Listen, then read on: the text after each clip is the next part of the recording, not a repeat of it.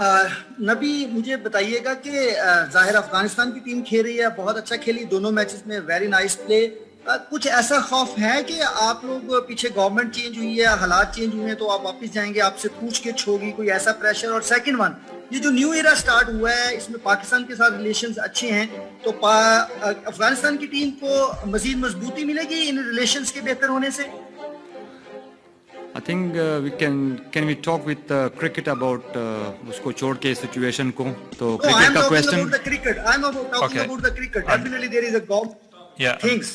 I'm sorry, I'm going to have to cut you short there. We're تو only going cricket کے بعد اگر باتیں کر سکتے تھے اس ول بی بیٹر. سچویشن کو ادھر ہی چھوڑ دو. ہم ادھر ورلڈ کپ کے لیے آئے اور ورلڈ کپ کے لیے پراپر پریپریشن کر کے آئے ہیں ادھر, اور اپنے پورا کانفیڈنس سے آئے ادھر, کوئی بات نہیں ہے. تو اگر کرکٹ وائز کچھ کویسچن ہے تو پوچھ سکتے ہو. آپ مجھے بتا دو کرکٹ وائز کویسچن, پاکستان کے ساتھ جو ریلیشنز بہتر ہوئے ہیں اس سے افغانستان کی ٹیم کو کتنا فائدہ ہوگا مستقبل میں؟ It's not a cricket question.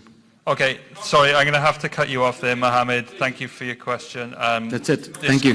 This concludes the press conference. Thank you very much, everyone, for your time. Thank you, Ravi.